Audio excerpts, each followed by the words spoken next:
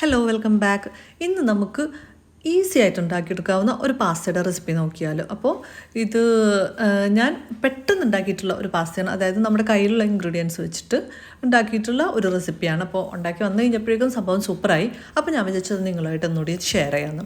അപ്പോൾ ഇതിനായിട്ട് നമുക്ക് വേണ്ടതെന്ന് വെച്ച് കഴിഞ്ഞാൽ ഒരു പാനിലേക്ക് കുറച്ച് സൺഫ്ലവർ ഓയിൽ ഒഴിക്കുക, ഒരു 1-2 ടേബിൾ സ്പൂൺ സൺഫ്ലവർ ഓയിൽ ഒഴിക്കുക. ഇനി ഇതിലേക്ക് നമ്മൾ ചെറുതായി അരിഞ്ഞു വെച്ചിരിക്കുന്ന വെളുത്തുള്ളി ചേർത്ത് കൊടുക്കാം. ഒരു 3-4 അല്ലി വെളുത്തുള്ളി ചെറുതായി അരിഞ്ഞത് ചേർത്ത് കൊടുക്കണം കേട്ടോ. അതുപോലെ തന്നെ ഇനി ഇതിലേക്ക് നമുക്ക് വേണ്ടത് ഒരു സവാളയാണ്. ചെറുതായി അരിഞ്ഞു വെച്ചിരിക്കുന്ന സവാള, നുറുക്കി അരിഞ്ഞു വെക്കില്ലേ, അങ്ങനെ അരിഞ്ഞിട്ടുള്ള സവാളയും കൂടി ചേർത്ത് കൊടുത്തിട്ട് ഇപ്പോൾ സവാള ഒന്ന് വാടി വന്നിട്ടുണ്ട്. ഇനി ഇത് നമുക്കൊന്ന് ലോ ഫ്ലെയിമിലേക്ക് വെക്കണം. എന്നിട്ട് ഇതിലേക്ക് നമുക്ക് സോസ് ചേർത്ത് കൊടുക്കാം. 1 ടീസ്പൂൺ സോയാ സോസാണ് ഞാൻ ചേർത്ത് കൊടുക്കുന്നത്.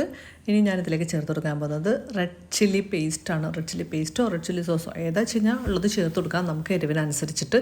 അപ്പോൾ എൻ്റെ കയ്യിൽ റെഡ് ചില്ലി പേസ്റ്റാണ് ഉണ്ടായിരുന്നത്, അപ്പോൾ അത് ഞാൻ ചേർത്ത് കൊടുക്കുന്നുണ്ട്. അത് നമ്മുടെ എരിവിൻ്റെ ആവശ്യത്തിനനുസരിച്ചിട്ടാണ് ചേർത്ത് കൊടുക്കുന്നത്. ഇപ്പോൾ ഞങ്ങൾക്ക് കുറച്ച് സ്പൈസി ആയിട്ട് വേണം എന്നുള്ളത് കൊണ്ട് ഞാനൊരു 2 ടേബിൾ സ്പൂൺ അത്രയൊക്കെ ചേർത്ത് കൊടുത്തിട്ടുണ്ട്. അപ്പോൾ നമ്മുടെ എരിവിനനുസരിച്ച് മാത്രം ഇത് ചേർത്ത് കൊടുക്കും.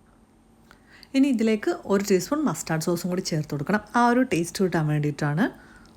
അപ്പോൾ ജസ്റ്റ് 1 സ്പൂൺ അത് ചേർത്ത് കൊടുത്തിട്ട് ജസ്റ്റ് ഇതെല്ലാം കൂടി ഒന്ന് മിക്സ് ചെയ്തെടുക്കുക, അത്രയേ ഉള്ളൂ.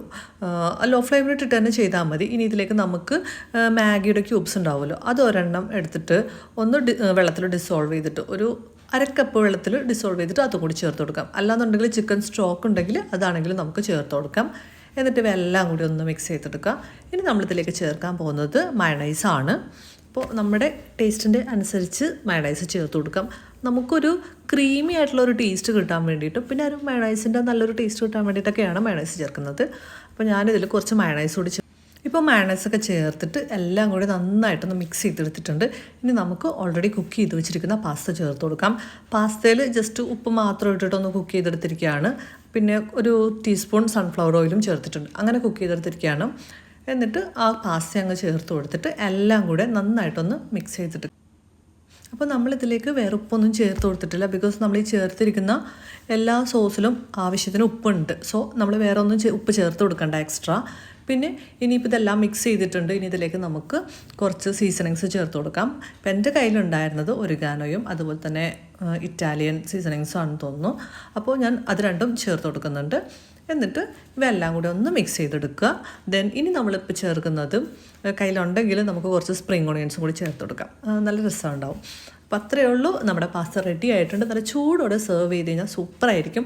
പിന്നെ അതേപോലെ തന്നെ നമ്മുടെ കയ്യിൽ ചീസ് ഉണ്ടെങ്കിൽ അതും കൂടി മുകളിലൊന്ന് ഇട്ട് കൊടുത്തു കഴിഞ്ഞാൽ സൂപ്പറായിരിക്കും. അപ്പോൾ അത്രയേ ഉള്ളൂ. വീഡിയോ ഇഷ്ടമായി കഴിഞ്ഞാൽ ഒന്ന് ലൈക്ക് ചെയ്യുക, ഷെയർ ചെയ്യുക, സബ്സ്ക്രൈബ് ചെയ്യുക. അപ്പോൾ മറ്റൊരു വീഡിയോയുമായിട്ട് വീണ്ടും കാണാം. അതുവരെ bye, take care, thank you for watching.